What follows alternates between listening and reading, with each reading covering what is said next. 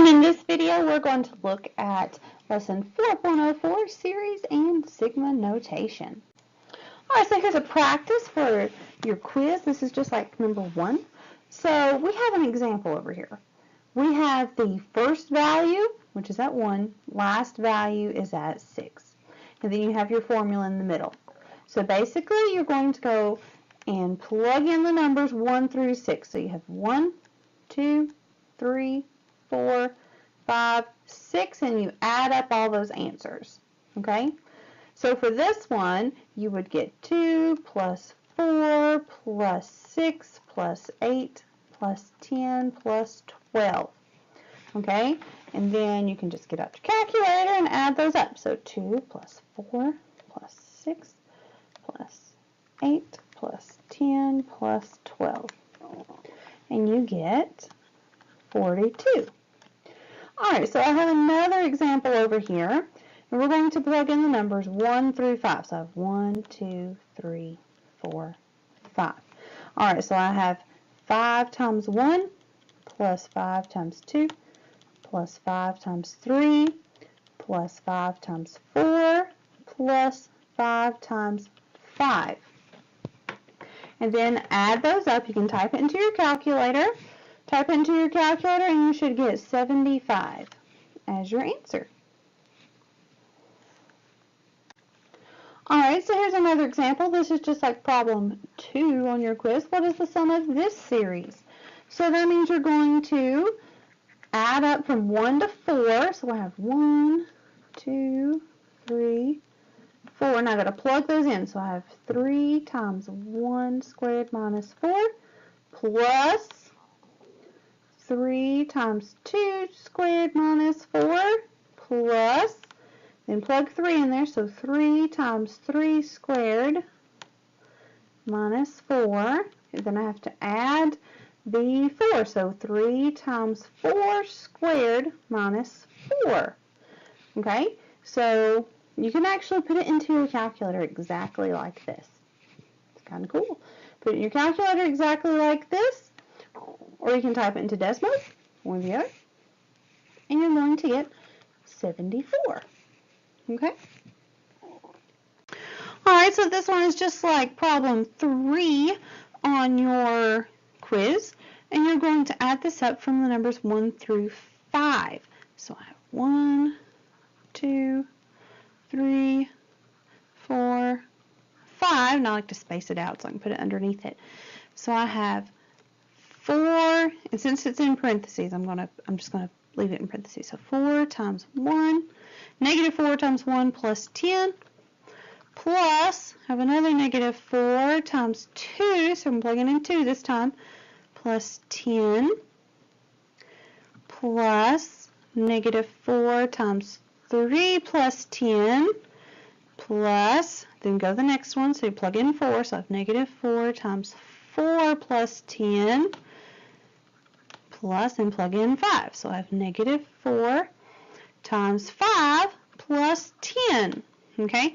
Add all these up, put it in the calculator exactly the way you see it, or you can solve it by hand, either way. And you should get the answer of negative 10. After you plug it into your calculator, you should get negative 10. Alright, so on question number 4, which answer represents this series in sigma notation? Well, first we need to find out if it's arithmetic or geometric. That means is it adding or is it multiplying? Well, to get from 1 to 1/5, we had to multiply by 1/5, right? Or divide by 5. Now to get from 1/5 to 1 over 25, you have to multiply by 1 over 5. So that tells me it is geometric and we are multiplying. So I'm multiplying, and my common ratio is 1/5. Okay? My first term is 1. So in this case, plug it into your formula. So your first is 1. Okay, so it's 1 times your common ratio of 1/5. raised to the n minus 1. Okay? Or in this case, it's going to be 1/5 raised to the n minus 1. And it looks like in our answer choices we have a j. So let's just change that n to a j because they want j's instead of n's. All right. So notice that we have, I messed up my sigma here. There we go. So I'm not too good at drawing those.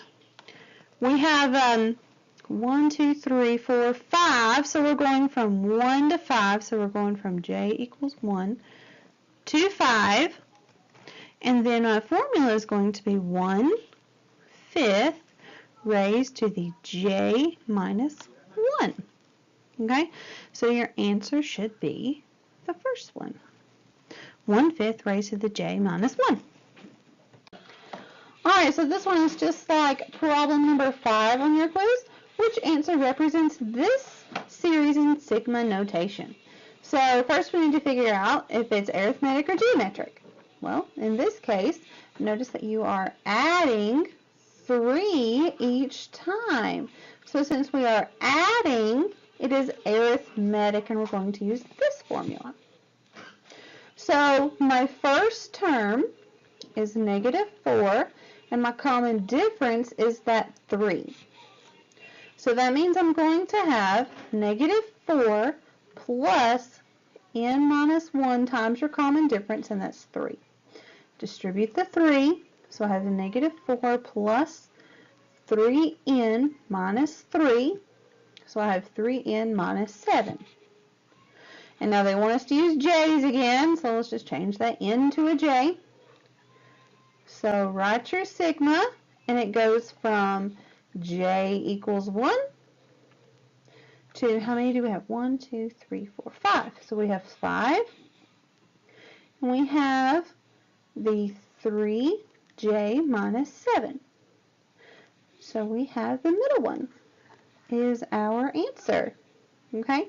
So that's how you determine. First you have to figure out if it's arithmetic or geometric, and then use the formula. It's always a good idea to have these formulas written over to the side. They will help you. Okay?